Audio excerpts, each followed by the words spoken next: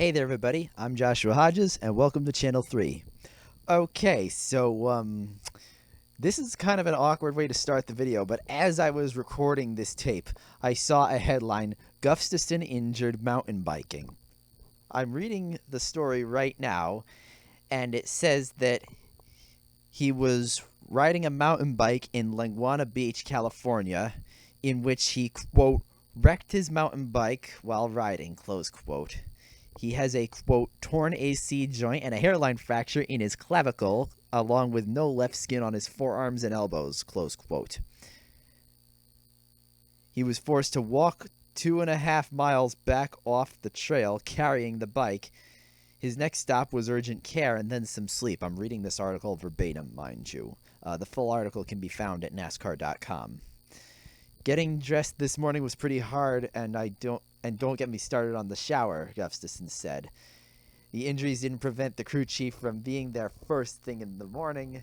He said it's not much they can do for it, so it's surgery or leave it alone, and he's opted to leave it alone to continue with the race weekend. Business as usual, and hopefully get Chase Elliott's 9 car into victory lane. So get well, Gufstason. Now, speaking of get well, Ryan Newman visited the Roush Fenway Racing shop on Wednesday, for those of you who don't already know, received a standing ovation from everybody in the garage. Ross Chastain, unfortunately, was not there because he had a prior commitment, but he did catch up with him later in the week, and he said that he's got his work cut out for him filling in Ryan Newman's fire suit.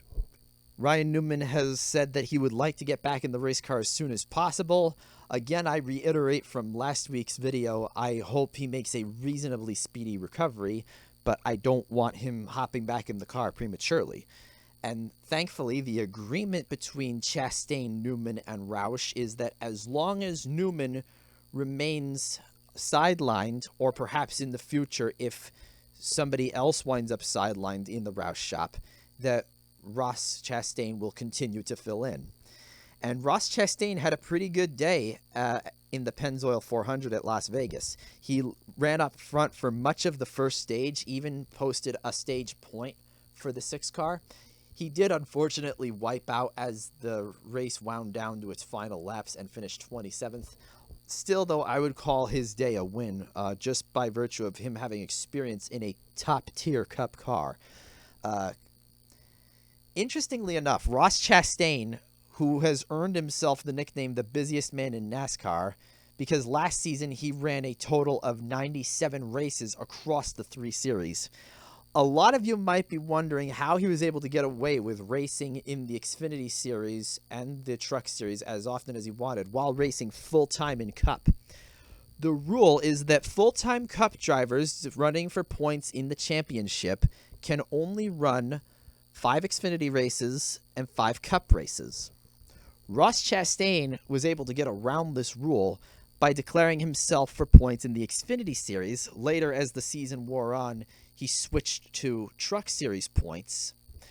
Either way, because he was running for points in a lower series, he was exempt from the 5-race limit in both series and was able to race full-time in Cup. So he wasn't earning points for Cup.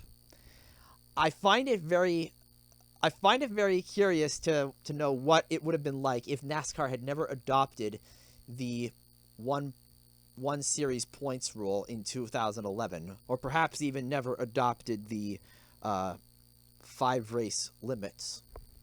But that's another video for another day. Now, speaking of drivers who run in more than one series, I want to address something that happened in July at the Daytona races. I never got around to speaking to it because everybody was buzzing about it already at that time.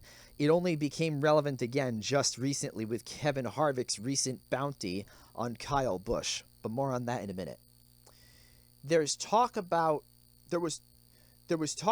how Justin Haley did not deserve the win at Daytona in the Firecracker 400.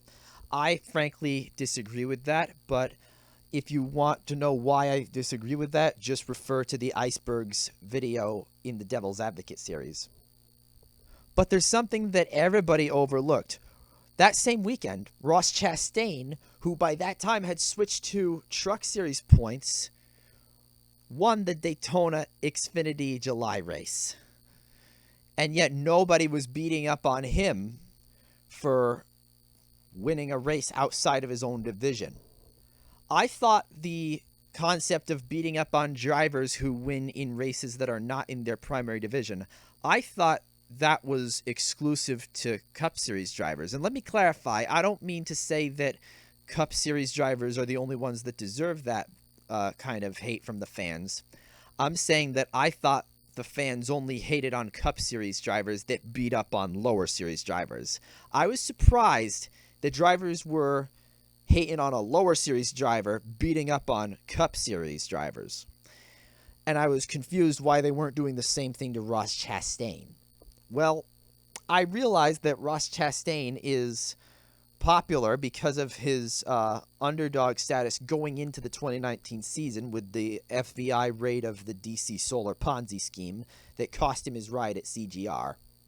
All the same, I tell you fans that who are always beating up on drivers that win in their other divisions, please do me a favor and do it across the board and not be selective about it. I'll give you a concrete example. I'm a Joey Logano fan, but I still beat up on him when he wins in the Xfinity Series. Now, to be fair, with the rise of Austin Cindric, I haven't seen him race in the Xfinity Series in quite some time. I'm also a Brad Keselowski fan, and when Keselowski drove the 22 in the Xfinity Series, if he would win that race, I would beat up on him too. It didn't matter if you were Kevin Harvick, Kyle Busch, Joey Logano, or Brad Keselowski. If you were a Cup Series driver and you won a race in the Xfinity Series, I would start beating up on you because I thought you were a bushwhacker. Now, speaking of bushwhackers, let's move over to Kyle Buschwhacker and Kevin Harvick's bounty. Because this morning I got a report, courtesy of Eric Estep, that Chase Elliott and Kyle Larson had both taken on his challenge. This is a wonderful marketing opportunity for the Truck Series, and it could gain the Truck Series a little more publicity. Publicity means sponsors, sponsors means money, and money means no more laying off drivers for lack of financing. GMS, I'm looking at you on that one. I was a big Dalton Sargent fan, and I haven't heard from him since the 2018 regular season. All the same, when we go to Atlanta and Kansas and Miami for these truck races, there's a possibility that the truck races at these race weekends might actually outsell the Xfinity races, not including Kansas, of course, because Xfinity and Kansas don't run on the same weekend as trucks in Kansas. I'm still waiting to see if Austin Dillon would be prepping a 31 truck from Richard Childress to race against Kyle Busch, because I would love to see that happen. Or perhaps even Ty Dillon running the 31 truck, or perhaps both of the Dillon brothers versus Kyle Busch. Drop a comment below, tell me who you'd like to see race Kyle Busch on this bounty. With that being said, I'm Joshua Hodges signing off again for Channel 3. Click the link in the description to go to my main channel or to Channel 2, and keep an eye out for my upcoming Amusement Park Veterans series.